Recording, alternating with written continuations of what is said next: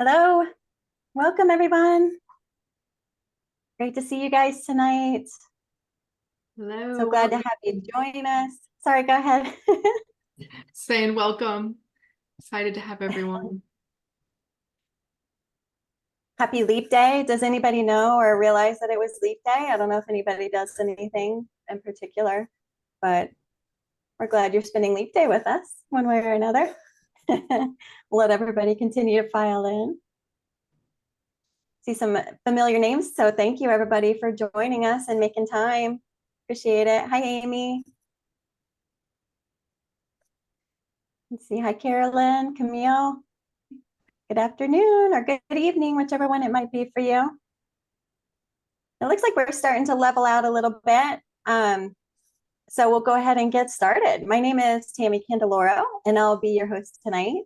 I've been a digital reporter and legal transcriptionist in my recent past, and now I'm on this side of the fence, helping others to succeed in this amazing industry. This webinar is approved for AAERT CEU credit. So to be eligible for that credit, you must stay on for the full hour tonight, okay? And you must complete the survey that we'll send out to you tomorrow afternoon. We'll give everyone just shy of a week to complete the survey, so you have until Wednesday, March 6th, to return your survey to us, okay? And then we'll send out the certificates to everyone all at once on Thursday, March 7th, all right? So tonight is the third and final webinar in our Setup for Success series. We're going to be talking all the things about how to set up successful growth. Okay, this relates to growth in your current role, growth that maybe you might desire in the future, growth that you have as a person, or growth as a member of the court reporting and legal community that we're in. It's a very important topic that is absolutely at the heart of contributing to how our profession is perceived, how it's valued and recognized. Beyond that, growing for ourselves is a beautiful gift that we can contribute to ourselves in one facet or another almost every day. So we deserve that, right? Like, why not? I do have a few quotes actually that I would love to share to frame our minds on the discussion for today. Okay, so the first one actually is a Chinese proverb. It says, "Be not afraid of growing slowly, be afraid only of standing still." Okay, and then there's a quote from Franklin Roosevelt. He said, "The only limit to our realization of tomorrow will be our doubts of today." A quote that I love by Ralph Waldo Emerson: "The only person you are destined to become is the person you decide to be." And one of my favorites, I love this quote, actually from Socrates. He said, "The secret of change is to focus all of your energy, not on fighting the old, but on building the new." Great quote to encourage the embracing of change positively and proactively. So love that one. And then finally, there's one by Ginny Rometty. She says, "Growth and comfort do not coexist." Love how this speaks to the essentialness of stepping out of our comfort zones in order to grow. And so that's what we're here to help you guys do today. We're going to discuss some power tools to help you, some insight on how others have done it, and what it can look like in your career. So please engage with us. Let us know your thoughts. We'd love to hear you. I see you're already using the reactions. Love that. Thank you so much. That makes it fun, and it helps us to see you guys what you guys are vibing with. Thank you for that. Stay after for the webinar, extra 10 minutes or so to hang out, play a short game with us if you want to. Maybe you'll be the next one that could win our $25 Amazon gift card. Who knows? Submit questions. We have a Q&A box open. Please, by all means, feel free to submit questions there. Upvote if something particularly resonates with you. We will do our best to see if we can fit them in, but we do have a lot to cover today. So if we don't answer them live, we will find a way to answer them to you in the future, okay? So let's start out now by hearing from you guys. Okay, we're going to do a quick poll, and we're going to see, we're going to ask you, how many years of experience do you have in the court reporting industry? For any capture method, if you're a reporter, for transcription, and or if you're a manager, owner, role, any of that, like how long in total have you been a part of this industry? And we'll just get an idea, see where you guys are coming through, what you have in your past. what you have to look forward to. We have a wide variety in all the roles, really, in this industry. It's so great to see the people that you run across and come through. So let's see what we got. What were our results that we had coming through here? All right, great. Okay, 23%, a year or less. Great. So a lot of good things to learn and grow from coming through for you. 46% holding out about halfway through in 2 to 5 year range. So that's also great, great to see. And I also love the 11% over 20 years. I feel like that was pretty close to what it was in a prior one too. That's like a magic number for our seasoned veterans. So great. Thank you so much, you guys. Appreciate that. All right, so let's move forward now. Let's meet our wonderful panel. What do you guys say about that? How about Merritt? Can you start off for us? Tell us a little bit about yourself. Absolutely. I am the director of BlueLedge. I have my CER, my CDR, and my FPM designations. I've worked in the industry for over 12 years. I have been a digital reporter. I worked as a digital reporting manager, managing digital reporters in transcriptionist training. So it was a perfect segue into training for BlueLedge. I am currently on the board of AAERT as well as the chair of the certification committee for AAERT. And I think that about wraps me up. So excited to be here. Awesome. Thank you. How about you, Michael? You want to go next for us? Yes, ma'am. First of all, Tammy, thank you so much for having me here tonight. Good evening, everybody. My name is Mike Campbell. I'm a CER and owner of Campbell Reporting Solutions, LLC. I'm just over, really, I guess I'm working on close to 18 months of experience. And, prior to that, I was in the military. So I did about 10 years in the military, switched over to court reporting, where I started out, did most of my work for about 7 or 8 months working for the bigger box companies, taking that work. And then I have since, in a really short amount of time, been able to build a pretty good clientele here in the northwest of Florida. So that's where I'm at, and that's what we're doing right now. Awesome. Thank you so much. Appreciate it. And we're glad to have you with us. How about you, Miss Tori? Can you go next for us? Sure. Hi, everyone. My name is Tori Lawton. I'm from Metro Atlanta. I've been a transcriptionist for 22 years and a digital court reporter for nearly 5 years. I'm self-employed and I have a team that consists of 6 transcriptionists and a proofreader / admin. I'm an official court reporter, which means I'm selected by a Superior Court judge in my circuit. And I also do freelance depositions and covering other courts around the Metro Atlanta area. Awesome. Thank you so much. We're glad to have you back with us tonight. Thank you. And you guys getting lots of love from the audience. Let's go on now. We have our special guest, Kim. Would you like to introduce yourself for us, please? Thanks, Tammy. So my name is Kim Neeson. I am a former court reporter and business court reporter owner from about 40 years. And I had a firm in Toronto, Canada, and I was a stenographic reporter, real-time reporter. And I am now a business coach, and I teach business development to lawyers mostly. So I have a second life, second chapter. Awesome. Love that. Love that. Perfect. So let's get into it. You're actually going to be our resident guru we're going to for some great tips. And first, we're going to start talking about a little bit on your coaching advice for some key skills that our audience should be cultivating really throughout their entire career. These are skills that can make us indispensable throughout the various stages in our lives, like you certainly have seen firsthand. And when we spoke, one of the skills that you highlighted during our discussion was communication. Can you tell us your thoughts on why this is so important to anyone looking for growth, and maybe expand a little bit on what this looks like within some of the day-to-day situations we may see? For sure. Thanks. So,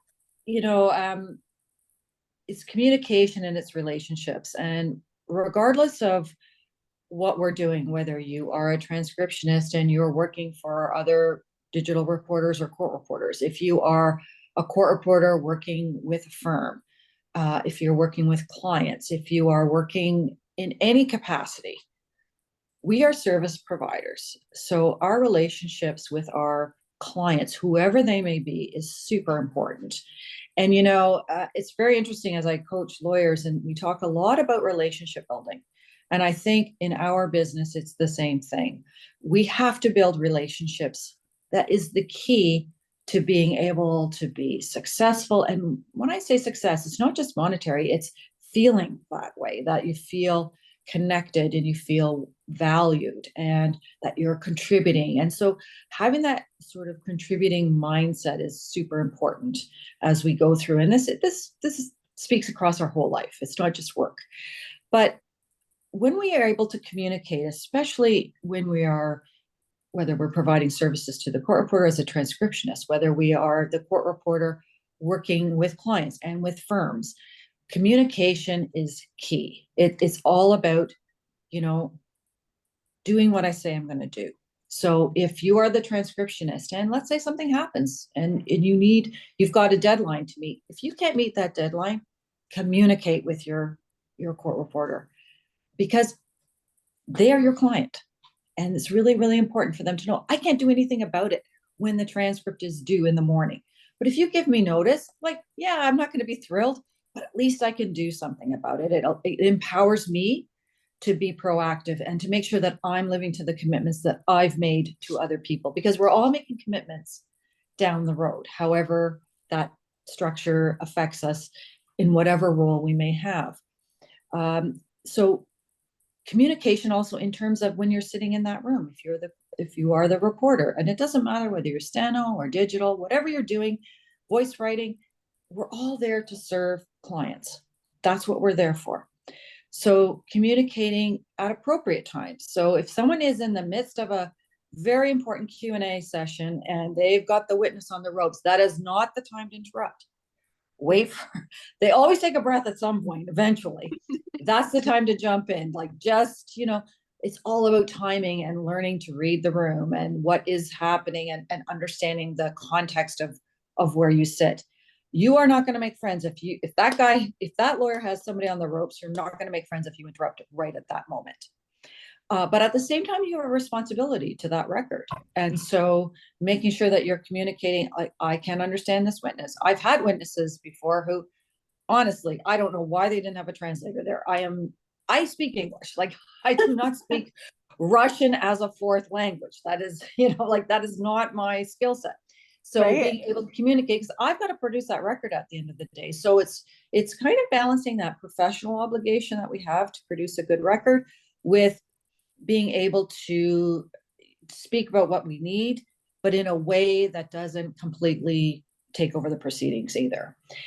And communication also is in body language. I mean, 90% of our communication is actual body language. So don't, I can't, even if I feel like I'm rolling my eyes inside my head, don't actually do it in real life, just kind of keep that poker face. That's our job to do. So there's that piece of it as well, of being, keeping that professional sort of aura around you and really presenting, that professional front. That's really important.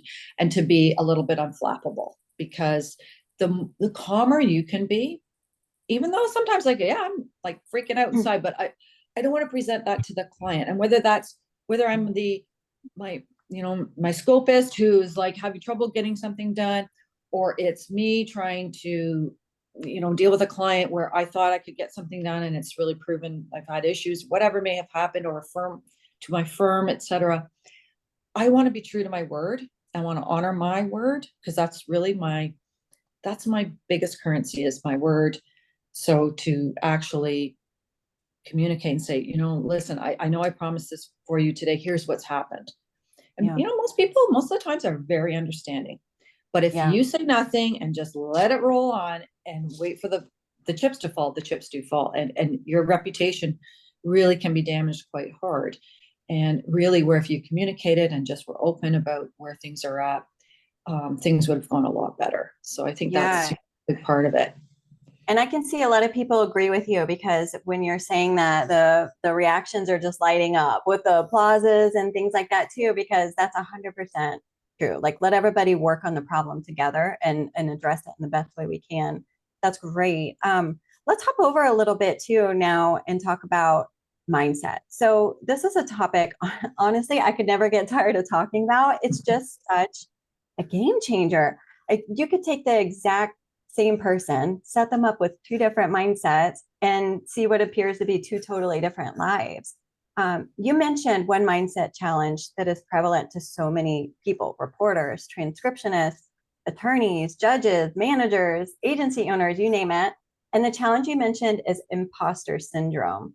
So this is something, for those who may or may not know, it's basically like a self-doubt that persists despite your education, your experience, your accomplishments. Kim, can you tell us why this was something that came top of mind to you as something to talk about when we talk about mindset? Mm-hmm.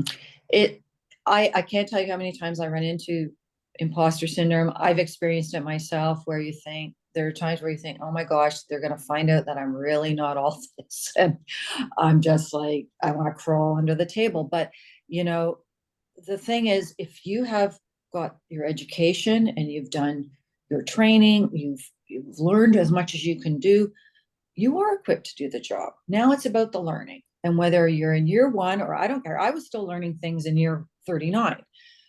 Being open to that learning, to learn confidence in yourself, because they're always gonna, haters gonna hate.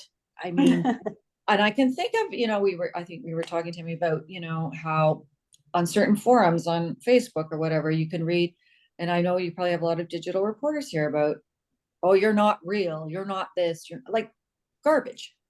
Mm-hmm. You are there, you are being responsible, you have been trained, and you are there to make a wonderful, great, as good a record as you can. And the transcriptionists that are supporting you in that, listen, you are not an imposter. And the biggest advice I can give you is to get off those pages. They don't serve anybody. Again, I'm going to say haters going to hate, because that's the way they are. And I'm a steno writer, but I believe that if you put out a good record, that is the most important piece. You be professional when you come to a job, that's the most important piece. And don't let anybody tell you you don't know what you're doing, but again, keep on continuing to learn, grow, ask questions, be curious. And that, there are going to be those negative people out there, but you have a choice to make. Do you listen to that, or do you listen to what's inside you and say, I'm doing the best I can do, I'm continuing to improve? And that will really counteract a lot of the imposter syndrome sort of symptoms, if I could put it that way. And you sometimes have to give yourself that talk too, to say, you know what, I did a good job, I did the best I can do. Am I perfect? Am I human? Yes, I make mistakes. We all do. 39 years and I was still making mistakes once in a while. Like, it happens. So give yourself the grace of, if you're in year one, you're not going to know what someone knows at year 15. That doesn't make you mean you shouldn't be doing what you're doing. It just means you continue to be open to learning, to grasping new ideas. And that's the important thing. I think the second thing is the lack of confidence, and then we become afraid, and we don't want to take chances or risks. But, we'll never stretch and we'll never grow unless we do those things that are uncomfortable, that, make us a little bit, I'm not sure about this. But the more that you put yourself outside your comfort zone, the more you're going to grow. And it's such a key to life, quite frankly. It's not just about our work, it's about how we approach life, because as we all know, the only thing that's constant is change. And if you embrace it on a regular basis, it becomes a little less uncomfortable. And quite frankly, the biggest growth we ever get is from those things that challenge us the most. And the important thing, when you make a mistake, learn from it. If you keep repeating the same mistake, now maybe we have a different kind of problem. But learn from your mistakes and grow and learn and get that experience and flourish within it. And don't look at the things that are kind of crummy that happen to us all, whether it's our personal lives or professional lives. As long as you learn from it and grow, it's the best gifts you can get in your life. And I'm going to harken back to the last thing I want to bring up, which is that the negative environments. and also some negative people. And that, look, you can be in a room where sometimes, especially as the reporter, sometimes you feel very dismissed. Sometimes you feel like you don't even exist. But you know what? That's their problem. It's not your problem. You will meet some very rude people in this world, and not necessarily at the deposition table, but in all walks of life. But we don't know what kind of bad days these people are having. We don't know what's going on with their life. But you know what? I'm not taking it in as my problem. If you're a miserable person, that is your problem. If I ask a question and I've done the best that I can do in terms of the circumstances of asking that question. I'm sorry if it inconveniences you, but whatever. Like, I have a job to do. I have a transcript to put out. If you are talking on top of the other person all the time, I have to call you on it. It's my job. And I'm not going to, I can't tell you, I mean, especially in the early days when I didn't speak up, how much I regretted it after the fact, because I was afraid that people wouldn't like me or not be happy with me or whatever. But, I ran from a few things crying. I'm not going to lie, because I got completely overwhelmed. So you have to look after yourself too. But again, as I said, approach it in that kind of professional way, kind of try and find your moments. Sometimes it's at a break. Sometimes it is when someone takes a breath. And I also think you need to step away from negative speech and environments. And I'm going to harken back to what I said earlier about, if you are on social media, you will find lots of places where whatever you do will be bashed by somebody. Don't. Why? Leave them to it. Let them be negative. Let your glass be half full, not half empty. And one of the things I've always had a practice of is reading books that create a positive outlook, to help combat, I suffer from moments of negativity myself. So I need sometimes to help get myself back into the right frame of mind. And I think that really can help create more positivity in your life than negativity. And positivity is going to take you way, way, way, way further to a happy and fulfilled life, professionally, personally. And hey, this is all we got. This is it. This is, it's not a dress rehearsal, as the song says, it's the real thing. So, I think as people in this profession, it's up to us to continue to learn, to grow, to be open, to realize we are going to make mistakes, but to learn from them. Absolutely. Man, so many good nuggets in that. Thank you so much. I could not imagine a better way to kick everything off. You have so many valuable thoughts and insights. Thank you for sharing all of that with us. So many great things, from the communication skills, the relationship building skills, staying positive, having that positive mindset, and not falling for imposter syndrome. Definitely would encourage everyone to look it up a little bit on your own too. It's definitely something that a lot of people have. And it's a great way to get to know some of the signs so you can help yourself as well. But thank you, Kim, so much for joining us. We appreciate you very, very much. Thank you so much, Tammy. And I you probably all don't know, but I'm on vacation right now, so I'm going to sign off. But it was a pleasure speaking with you all. And if I can help again in any way, just don't hesitate. Thank you. You're amazing. How's that for dedication to do a webinar on your vacation, right? All right. Enjoy. Have a safe Thanks so rest of your much. trip. Good night, everybody. Enjoy the rest of the evening. Bye-bye. Bye. Awesome. All right. Well, how about we go back over and we kick it back over to you guys. Let's do a poll. We're talking about growth and things in our industry. Let's see how you guys feel. I want to kind of see where you're feeling about as far as is there ample opportunity to grow professionally in this industry? So if we could go ahead and throw that poll up and we'll see what you guys have to say. We got a couple of different options for you. I'm not sure. Yes, definitely. Maybe a little bit, hardly at all, or no, not at all. You don't feel like there is at all. So I'd love to kind of see where your minds are right now, what kind of things you're feeling and experiencing, and just kind of see. Everybody has a different perspective, so I'd love to hear from you. Give you a little bit of time on that. We have some great questions too. Some are specific to panelists, so we'll try to get to some of those too, or maybe a little bit later. We'll get for those even after hours, maybe too, you guys. But let's go ahead and we'll check out the poll and see what you guys said. All right. So let's see. Good. A great amount says 50% says yes, definitely. Another 25% says a little bit. And then we were kind of split a little bit between the I'm not sure and the hardly. Good thing nobody said not at all. That's great. So we're going to talk and explore and see more about what is out there. Maybe there's some things that you don't realize or ways that are part of growing and being inside your role and avenues and stuff like that. So hopefully we'll get to kind of cover some of that and show you guys tonight. Thank you for sharing that and for being honest in your answers.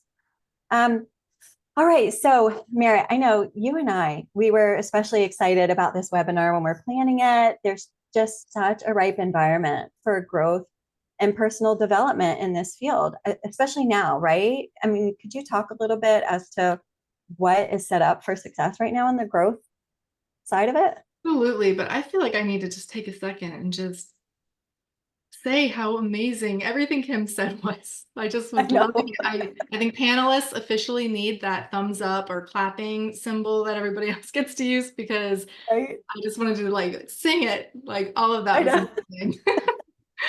um, Do you praise signs like, yeah, I just wanted to be yes? like, oh yes, all of that. Right? But what you said is so true. First off, more people than ever are becoming certified through AAERT. The numbers are just rising, including membership. And I just think it's incredibly important to become certified to show your commitment and knowledge in this profession. But we've also seen incredible technology advancements over the past few years. I remember when I first started out as a digital reporter about 10 years ago, sitting down for a demo of a digital reporting software that was offering speech recognition as a product. And I remember thinking, this just isn't at the point yet that it's helpful to me, to the client, to the transcriptionist, to being this tool that we would need to make our lives better. But we knew that one day that would happen, and we are here. It's officially happening. We're at that point where it is something that will make our lives better. It makes the transcription process much faster. It allows digital reporters to offer new services to their clients. I think transcriptionists should explore. I know that some will say like they're used to their own process and that they're probably faster that way, but it's still good to at least experiment if you feel that way. Just see what's out there. See if you think that it could be faster by using speech recognition, because if you can finish more pages per hour, that's just more money in your pocket. So, Right? and digital Yeah. reporters, I definitely think it's worth exploring how you can implement it as well, because you could potentially be providing that a rough real-time text feed during the proceeding, or immediate roughs after the proceeding. And yeah, and also just another side note, like as a digital reporter, if you're using speech recognition on the record, it's a tool to help you with readback requests. If something was said an hour ago, it's likely that the speech recognition would have transcribed one of the words that you're searching for. Mm. So it's just a tool to help you be better at what you're doing, but also your clients want to make sure that they're using the best technology that's going to help them. And if they're going to want you to be using it, that you're kind of up to speed with that. So I'm just saying, embrace the new technology. It's here and it's part of growth, and definitely at least explore it. Yeah, love that. Absolutely. Don't be afraid. Step out of the comfort zone.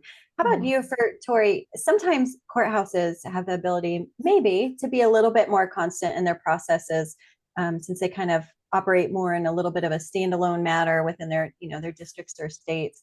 But absolutely, even there, change and growth is inevitable. Have you seen some of this growth and development in the courthouse district where you are?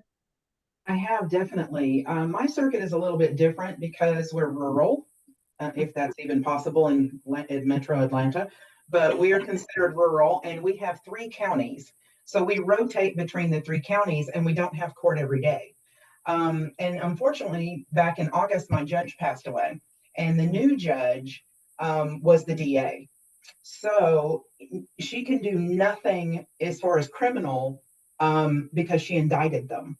So I've had to be flexible in working with the chief judge on criminal, senior judges that have long retired, and they're just kind of, helping out and that sort of thing. And it's been, I was used to having the same judge every day, and I was Yeah. used to what he was going to say. I could anticipate what he was going to say, what he was going to do. Now it's different every day, and it was a little challenging in the beginning because it was like restarting the wheel every single day.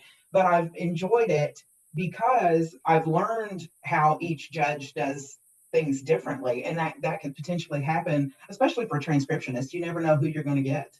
Right.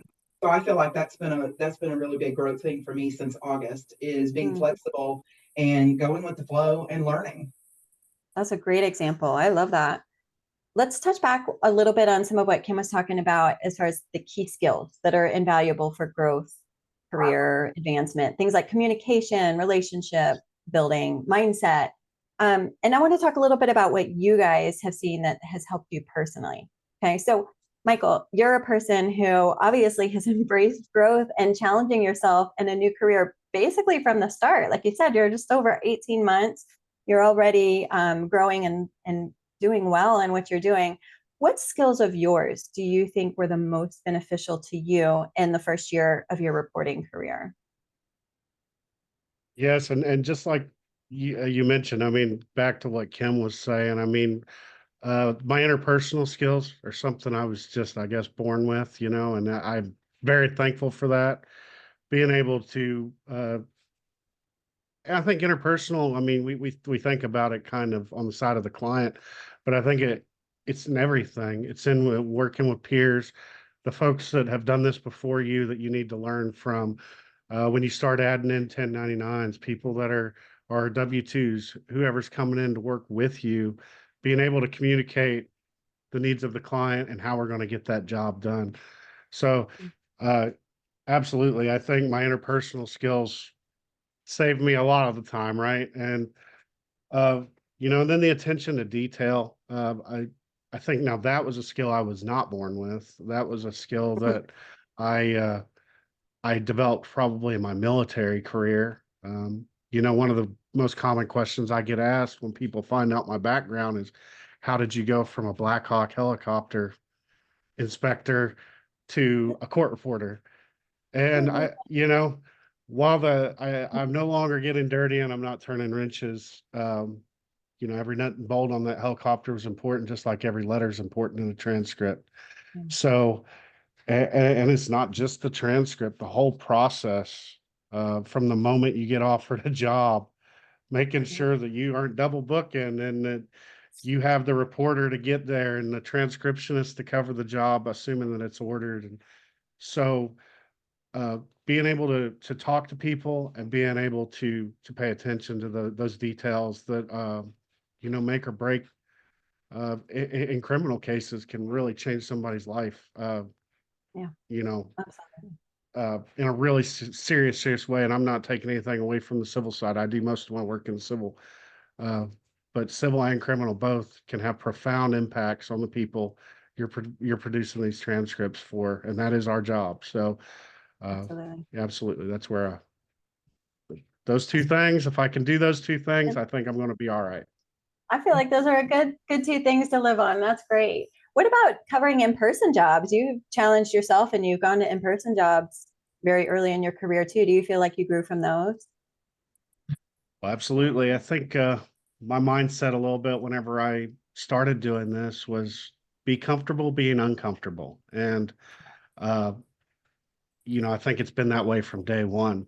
I mean, well, even whenever I did my final exam to get certified, you were uncomfortable in that situation. And now all of a sudden you do 200 jobs, I think it was, before I got my first in-person job. And now you're in person and it's just a totally different thing. Is everything going to work right? And so you go back to all those processes you learned in school, and then now it's just executing. It, right? Everybody in here, um, even though the 1 years like myself, I mean, we know what we need to do. It's about executing, and whether you're on a Zoom call or whether you're in person, the process stays the same. It's just the way you go about doing that changes a little bit, but absolutely. And I think being willing to take on that challenge is what moved me forward. If I would have said, "Oh, I just want to be remote," there's nothing wrong with just being remote.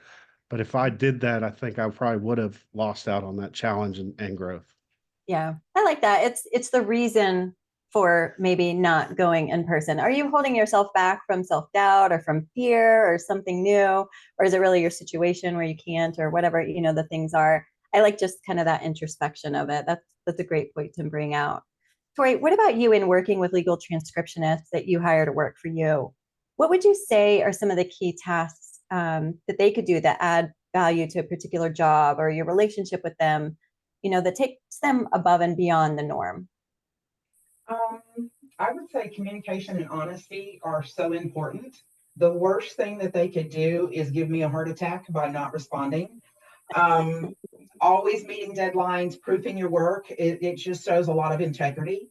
And that's just really, really important because we're cranking out pages, and Yeah. it's to know that your team is there and they're solid and they're always going to, perform and produce for you. That's just invaluable to me. It's just priceless. I love that you brought out proofing the work. I wouldn't have thought of that originally, but that is such a great thing because I can appreciate being at the end of the line on maybe the audio is rough or whatever, and you're like back to the very bottom of that deadline and you're turning it in, but making that extra time to proof it is just that's definitely, it shouldn't be above and beyond, but that definitely could set you apart from anyone else, making sure your work really what it is. So I love that you brought that out too. All right, so now I'm going to hop over to you, Merritt. So you certainly have earned a reputation for being an expert in the industry. If you were to look back on your career and slice out maybe 2 to 3 tasks or responsibilities to share with others about what you think helped contribute the most to your increasing your own expertise, what would you highlight above the rest? I mean, of course, there's many things that help build who you are today, but what would be your elevator pitch of sorts that you would give for that? I guess this isn't a trait, but I would say after about a year of reporting is when I became certified, and I feel like that definitely set me apart. Um, uh, but I think I have a commitment to learning. By the way, I wanted to add, Michael, your 2 points were really good too, because I totally agree about the interpersonal skills and the attention to detail. I think all of it's probably important, but we do have to kind of hone our specific things that we excel in. I think I have a commitment to learning. So if I don't know the answer, even if I feel like, oh, I don't know that I even need to know that, I still want to go figure it out. And I think that has made me better over the years to like, not just get by, but like really understand things. And researching it, even like figuring out the most efficient way to work on in my software with keyboard shortcuts or even Windows shortcuts to just make me more efficient in everything I do. But also, I guess this ties into the interpersonal skills, but just being a people person, um, also somebody who people can count on, whether it's somebody I'm working with or even in my personal life. If I've committed to something, I say I'm going to do it. People know I'm going to follow through, or I'm going to communicate if I can't follow through. Back to what Kim was saying, and making sure even when I was as a reporter, thinking, oh, well, the transcriptionist might be confused about this random thing. I might as well just put a note in there to just avoid her thinking about it for 15 minutes and then deciding to email me or the office to figure it out. Just go ahead and tell them what happened. So, yeah.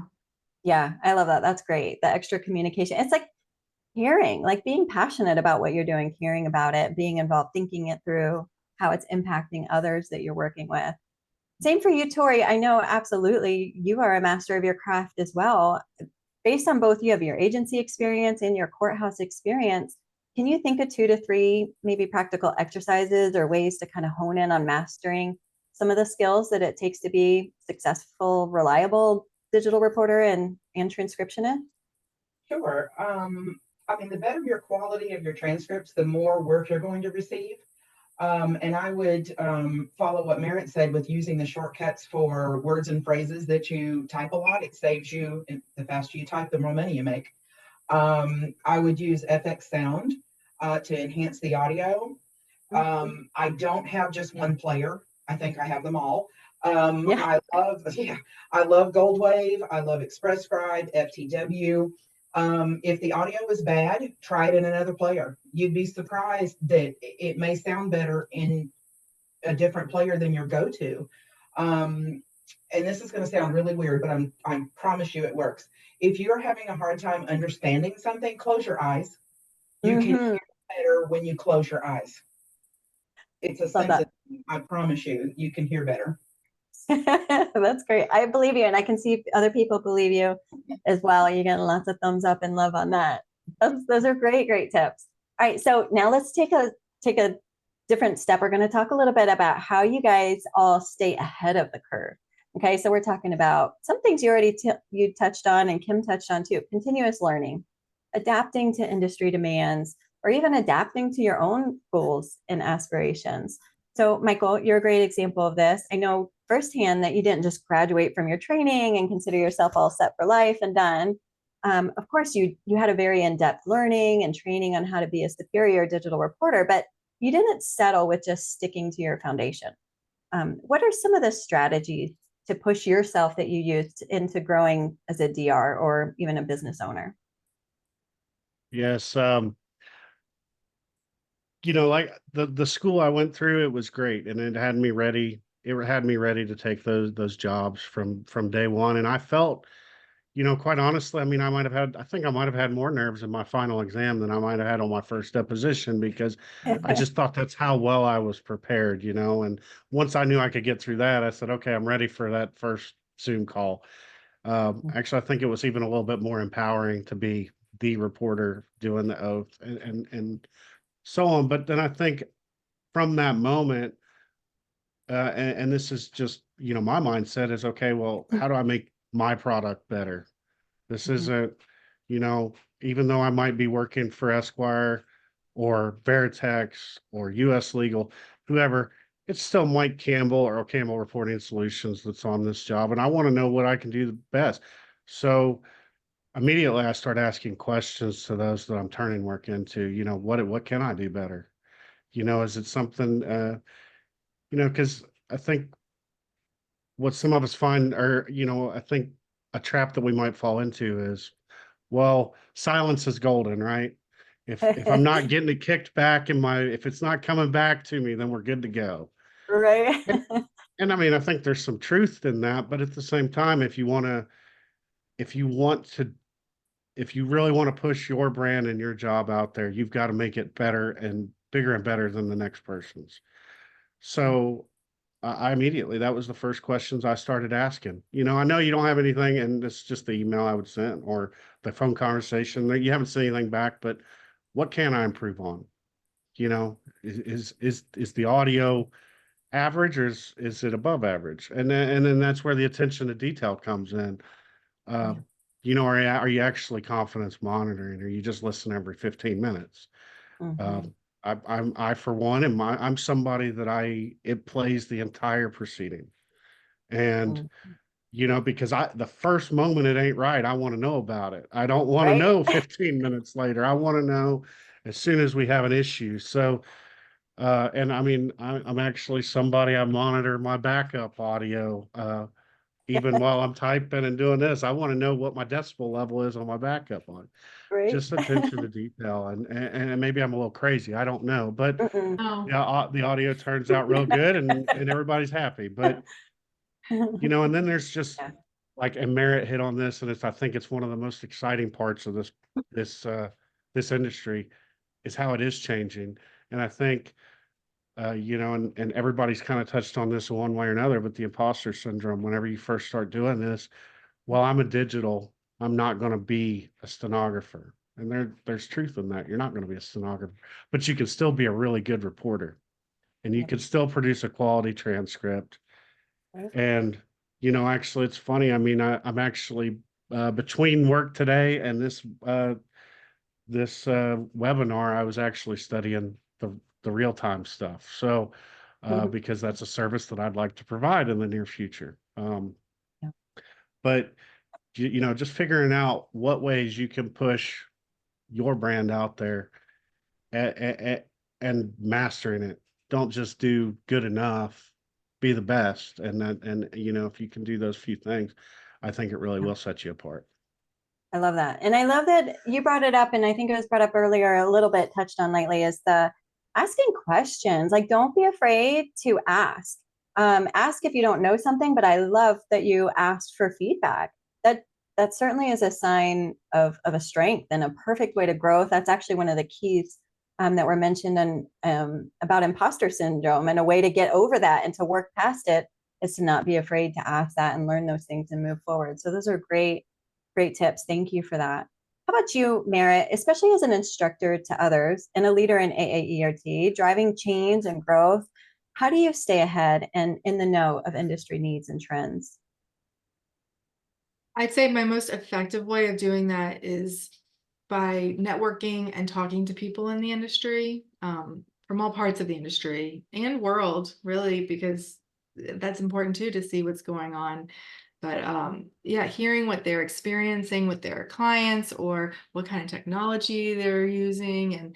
And uh, so really just that networking, that talking to people has been really helpful for me. I also know quite a few lawyers that I will gauge from time to time to kind of see what their perspective of working with reporters and what's going on in the industry too.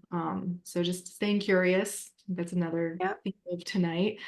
So that's true. I also have Google Alerts set up, so whenever articles are published about what's going on in the industry, I'm aware of what's happening there, and that's been very helpful as well. Awesome. Great tips. How about you, Miss Tori? How do you like to ensure you're keeping your skills and insight relevant for you and for your clients? Let's see. I am constantly reading articles, attending webinars, attending conferences. Mm, Um, there are some great transcription groups as well that are a wealth of information. Some there are to avoid, but there are some really, really great ones. Um, and I just, reiterate everything that Michael and Merritt said, that it's important to me to know, especially when someone is talking about it in court. And a lot of times they'll ask me, did you hear about this or whatever? So mm. it's important to stay, um, and it's for your personal growth. I mean, it's just really important. Yeah, it gives you that overall understanding, right, of how your piece fits into everyone else's piece and the flow. Absolutely. I even like how it ties back to some things that Kim was saying about relationship building, like we were talking previously about being able to read the room. Like, the more you know and understand and find out all those things, the better you can read the room and know when to gauge your moments or how to handle things and handle people in relationships. So that's great. All right, so hopefully by now we've illustrated the relevance, the need, the value of striving for personal and professional growth. Okay. And we've seen through the examples of you guys here tonight that it is possible to achieve these, even with busy schedules, with being new to the industry, and with evolving roles and responsibilities. So now let's talk a little bit about effective goal planning strategies. And we're going to start this one off with a poll too. Okay, so I want to hear from you guys what you think. Do you find it difficult to formally set goals for yourself? So that's our question we want to know. How does it come for you? Is it something that comes a little bit natural? Is it something maybe you personally don't see a need for? Or is it something that you struggle with? So I'd like to know kind of where you're coming from, how this helped you in your life. Let's go ahead. Maybe everybody's had time. If so, let's go ahead and we'll kind of see the results. Maybe it's still leveling out a little bit. People are trying to decide. I'd have to say, if I picked one for myself, I would have to say I do find it difficult, but I absolutely make time to do it. But sometimes it's hard to carve the time. You have to make yourself, right? All right. It doesn't. Okay, here we go. We got our results coming through. Okay, so no, this is something I do regularly was the majority. That's great, you guys. Awesome. Love that. We do have a few like me standing out there that yes, it's hard to do. You feel that it's hard to define where you want to be. I can totally appreciate that. Sometimes, especially when you're new, right? In a role or an industry, maybe you don't know what growth looks like. So we're going to be talking through some of that too. So thank you very much, you guys, for filling those out. All right. So now let's go forward and I'm going to start back over to you, Merritt. And we're going to dive into how we can start defining goals for themselves. Okay. I know you personally are a goal setter. You genuinely live your life, your personal and professional life, and introspection, setting goals for yourself. Let's first start with defining what you have found that makes a good goal. So first I appreciate you saying that because I do try really hard to set professional and personal goals, and I wasn't always this good, like especially with my personal goals. So, but I think they're just as important. So I have learned through the years some tips and tricks, and one of my favorites is using the acronym SMART when you're creating goals to make sure that they are good goals. And so the acronym stands for specific, measurable, achievable, relevant, and time-bound. So just to break that down a little bit, S being specific is what is your goal? What do you want to accomplish? M is measurable. How will you keep track of that progress? How will you measure it? This is one that's actually sometimes really tough to make it measurable. A is for achievable. You want to evaluate the feasibility of your goal. R is making it relevant. How will this goal help you? How does it align with your other goals?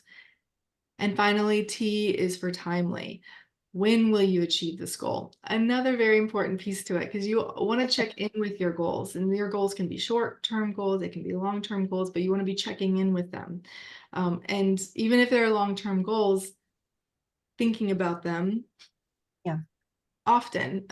Just personally, like I like to keep my desk pretty clear, but I have a few printed pages here on my wall. You can't see it, but and one of them is my goals and my professional and personal, as well as a few other little things that I think make my life easier, like a list of things that help me when I'm trying to prioritize, feeling like I've got a lot going on. I've got my desk chair workout stretches printed out here and a few other things anyway. But yeah, I also like to follow, like when I'm just trying to be a better person, right? Like that's what goals are all about. So like another little side tip is I follow some motivational, like inspirational accounts on social media, so that, when I'm taking that time to kind of just chill out, I'm still learning new things to help myself. Love that. And I see a lot of people from the audience can relate to that too. That's great. And we are going to have a handout we'll give to you guys too that goes along with what Merritt was talking about, the SMART, and it has like a little tool that you can use to help you kind of plan goals for yourself as well. So look for that. We'll send it out to you in an email. How about you, Michael? You've surely had your fair share of goal planning in your life as well, pre-military, post-military, family man. What is your secret to measuring out what goals you want to set for yourself? Sure. I think military helps us out with our goals. I think they pretty much they tell you what your goals are for the most part. No, in all seriousness, I know I've heard that acronym Merit before, but that's fantastic. I wish I had applied it more specifically, the first one, right? To my own goals. But first of all, for me, especially coming out of the military, it was, figure out what was important to me, and then let work or my new career let that fit into that. I mean, for me, I mean, I am a family man, and I've got 4 kids, and there's goals that I want to accomplish with them while they still, want to have me around. Here in a Right. few years, they might not want me around so much, and then I got more time for work. But as of right now, I'm also doing some stuff with them. But Uh, so I just figure out what's important to me at the time, right now, or what aligns with that, if, and that's the, another great thing about the industry is you can get what you want from it. If you want to go out and make an insane amount of money, it's the legal field. You can do that. You know, Mhm. I, with 4 kids, I don't really want to travel a whole lot, but if you're willing to travel and be in person all the time and do your own production, there, you can really, really do well financially.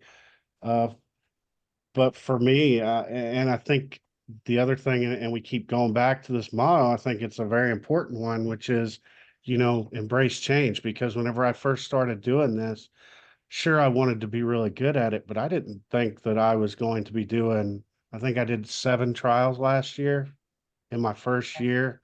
Uh, and then I don't even know how many depositions, but uh, I think you start to say, okay, I need, maybe I need to not be so comfortable doing the remote thing. Maybe now my goal is to become an in-person reporter that the community can count on. And Yeah. so my goals changed. And I think, and once I did that, then, everything else still, I have this conversation just about every week. You know, how big do I want CRS to get? Do I want to go past cookies out to the law firms in Pensacola and really line up the work? Because I can do that tomorrow if I choose. And I'm Yeah. going to have more calls than I got reporters and transcriptionists. So it's, what can I handle now? What am I willing to take on right now? And is it relevant to my life right now? If it's not, then I need to go back. And now I've got an acronym. Thank you again, Merrick. We'll go down that list and, we'll keep changing it up. But, that's where I absolutely start. Perfect. I love that. Thank you. Some great tips. How about you, Tori? How do you stay motivated and focused on your career goals? I'm sure you have plenty of things pulling you in so many different directions and demands on your time. How do you prevent those moments from dominating the overall flow and intention, you have of your work life? Well, one of the easy ways to stay motivated is I'm self-employed, and if you don't work, you don't get paid. So that's an easy one right at the top of the list. Um, but I also love my job. I love what I do, and so that makes it easy. And I generally have a plan A, a plan B, a plan C. If this doesn't go, then this is what we'll do. So I tend to have that. That's just my detail orientedness, I guess. But I also, I like the flexibility too, because I mean, Michael was saying, you can work 12, 14-hour days. You can work 7 days a week. There's just so much work and such a shortage that you just have to make time for yourself as well. So it's just as important to make time for yourself as it is to make sure that you're putting in enough effort and enough time in your business. And, but I love the flexibility that allows me to, okay, gotta walk away. And sometimes that just may mean I'm going to go sit on the front porch in the sunshine just for Yeah. 10 or 15 minutes. But yeah, it's easy because I love my job. That's awesome. That's great. That's what keeps us going, right? Definitely. And that protects you from burnout, which is definitely an important thing too. We're getting really close to our time. We're actually like at the end where I got to be cutting stuff off, but I still have some good meaty material. I just want to put these in, if you guys don't mind, just a few. You guys, if anybody needs to in the audience hop off now, that's okay. You can, but I won't take too much time. I just want to dive in a little bit about implementing some of this and what that looks like. On your day-to-day and kind of going through things. So this could be graduating from covering or transcribing a 2-attorney depot to a 4 to 5 attorney depot, ways that we grow within our current roles that we're in, or graduating from covering a motion hearing to covering a trial or something like that we were talking about. So Michael, what has been your experience in putting yourself out there to cover more complex proceedings, for example? Did you do anything in preparation before your first leap into a new proceeding type?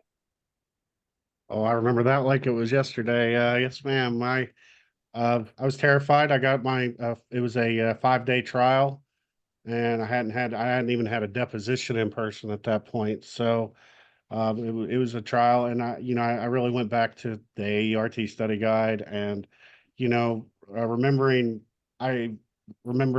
during my certification you know, uh, how you place your speakers and all that sort of thing. So I had never been in the courtroom before, and I couldn't get into the courtroom before it. So, uh, I ended up speaking with, I reached out to a mentor, and, the thing about a trial is, at least I wasn't afforded the opportunity to sit in on a trial or witness what a court reporter's doing in the middle of it. So, he just helped me kind of with what to expect, um, little tips and tricks and that sort of thing. Making sure I had my equipment. But the biggest thing was making that phone call again, asking the questions. Um, because I just didn't have the experience, and you don't do any Zoom trials. So you really just, you get there. And in my case, I had microphones all over one another because I didn't want to have a dead spot. And I, of course, learned after my first day, actually, that I might have had a little bit of overkill on the microphones. But, um, I wanted to go in there with more than I needed, because it's better to have too much than not enough. So, um, but yeah, and Carlos, he You was made just Mary's day. fantastic. He gave me probably, I want to say 2 hours worth of just talking. And this was over a period of a couple weeks, but just talking to me and answering any questions I had, and getting online and going over, uh, what I'm looking for, monitoring, and that sort of thing. And then it was just going in there and reacting to it. And we've all got to practice with the rest of it, the hotkeys, what's appropriate annotation, and that sort of thing. So it went off without a hitch. I had several playback requests in the middle of trial, and I thought that was actually, I always like to tell people this, because I think it's an experience I think a lot of folks really should get, which is, it was really empowering because of the reaction from the attorneys and the judge to a digital reporter sitting in a trial. It's something that's not going on a lot right now. I mean, Tori, obviously, it's old hat where she's at right now, but I know here in Escambia County, the first couple judges looked at me like, "What are you doing?" Right. They did not understand what I was doing. Uh, and so whenever you're at the end of the trial, or you're in the middle of doing that playback, and you can just feel the attorneys eyeballing you while they're up there at a bench conference, seeing if you're picking up that bench conference. Uh, Once you do it and you pull it off, you realize that you're doing the job, and they're happy with it. So, That's ask the awesome. questions. I'm always going to be the guy that says, you know, find somebody you trust, somebody that's done the job, and get their advice, because Yeah. this industry is an industry where everybody wants to help each other out. There's not a lot, at least people that I've Right. met are not trying to keep it to themselves. They Right. want those that coming after to be able to do the job as well, if not better. I agree. I've definitely experienced that too. And I love that you brought that out. You're such a great example of both the asking questions, the networking side of it, but also the take the leap, throw yourself out there, be uncomfortable, do it. It might not be easy, but do it. And that's great. Tori, I'm going to bounce over to you and talk about another thing that can be greatly utilized to take action to attain our growth goals. And I know it's one that you absolutely do well, which is cross skilling or cross training. I think you do this very naturally almost every day. You put on your rotating digital reporter and legal transcription hat. Can you speak to some as to how your knowledge as a digital reporter upskilled your legal transcription work, or vice versa, either way? Sure. Being a reporter, first of all, you're in the courtroom. So if I come home to transcribe, if something happens with the audio, of course I have several backups, but I was also there. So, and I know if I didn't get that annotation of that speaker ID because of whatever, I know because I was there. Now, it definitely helped me being a transcriptionist for 18 years when I became a court reporter, because I'll be honest, to me, the transcript is the hard part. And I was terrified to be a court reporter. And once I did, I've got this. This is fine. I can totally do this. Even though you're an introvert, right? Yeah.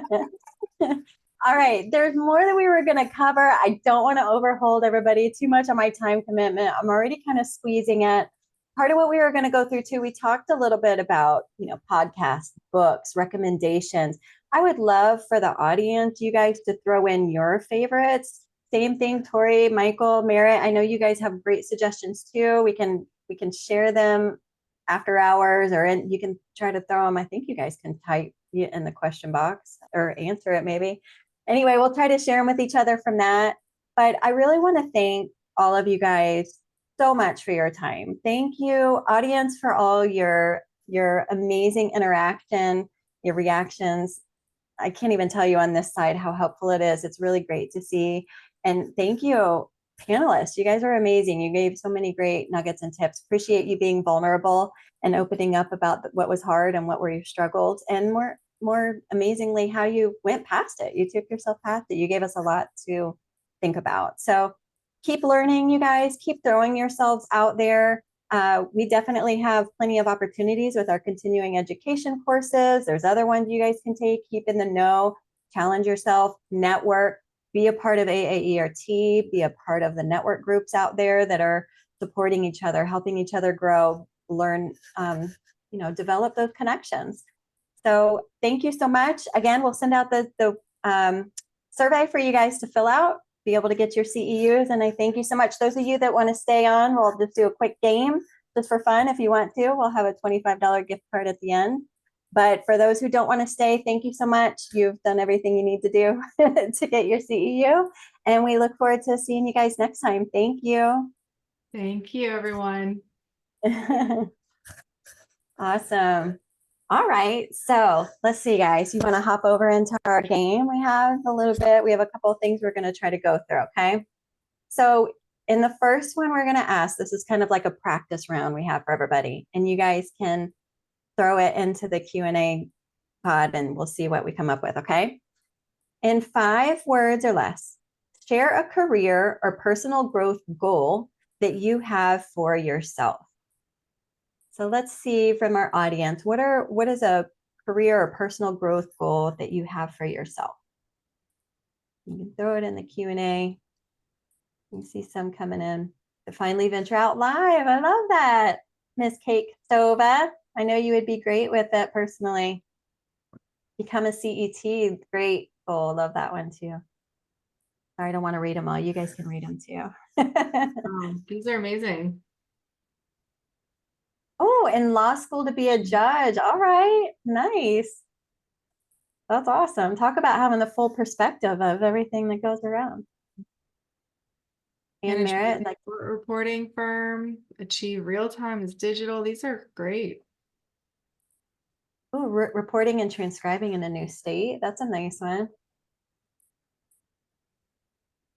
Very cool. All right, great. Start my own agency. Michael, we got a lot of people, and Tori be reaching out to you guys. All right, let's try next one. How about if there's somebody you could name a person in the industry? I mean, I guess it doesn't have to be, but I was thinking in the industry that you look up to as a mentor for your career. So you could name them by person, or you can name like their role, like somebody who you're looking up to, just to kind of give, oh, I love Patricia Falls. How could you not? Somebody that you look up to that helps others to see ways that they could look up to, find somebody to look up to, and different things like that. Aw, Tori's. That's so sweet. Andrea Wecker. Yeah, she's great with Star. She is great. Absolutely. Michelle, I worked with her on a few things with AART. She's wonderful. Yeah, she's awesome. Oh, and he said you guys. Thank you, John. Ken Katz. I definitely know that name. Yep, I've I think he was a panelist one time a while back, and yeah, he's definitely he has the certifications and all that too. Awesome. Oh, and Susan Williams, who always brought cookies to my law office when she did depots. That's nice. Yeah, that's a great person to look up to. Annie Wilson is awesome. I love her too. Yeah, she is. Very good. Let's see. You're faster than me, Merritt. Oh, and then Go ahead. Diana, I know her too. These are all really, I love seeing these names. It's pretty cool too to see that you can have such an impact, right? Even multiple people could resonate that person is someone to look up to. Like that's kind of a cool thing to have as a goal or aspire to, right? To be seen as a positive person in the industry. All right, so you guys warm up. Now we're going to move forward, and we are going to.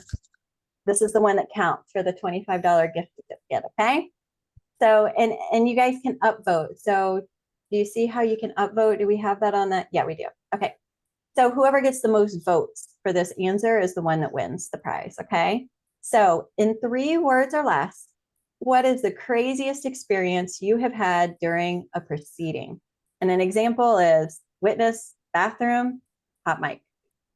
All right. So let's see. What are some? We've had some crazy ones in the past you guys wouldn't even believe or like unbelievable that have happened. So let's see what's happened in the past 6 months or so since we had this as one of those questions. Attorney picking his nose. Starting out strong. Oh, royal I could celebrity. not imagine that.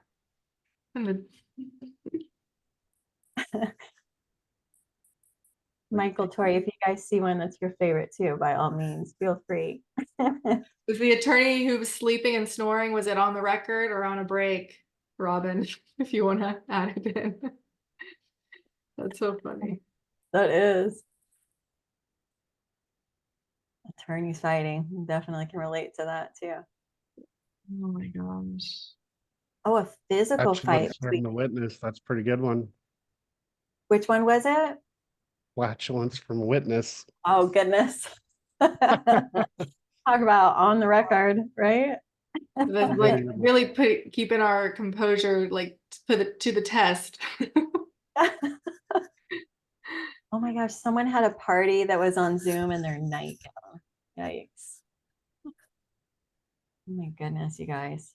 Okay, let's see. I think there's a way. Can you have any more coming through? Let's see. The most upvotes. Oh, that one got it too. The flatulence from the witness. All right, Sharing my sense of humor. That's what.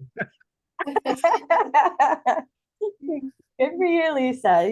Your uncomfortable moment and having to stay neutral on the record has paid off from you. Or maybe you were transcribing it and you heard it actually on the record. But right, that could happen too. The parenthetical needed. Yeah, exactly. Unless they commented on it, right? Right? Yeah, what is the technical rule on that? Awesome. Oh my gosh, thank you guys. Thank you for staying late too. This was fun. I appreciate it. I hope you guys all had fun tonight and thank you so much. So you guys have a good night. Everyone. Have a good All night. right. Bye everybody.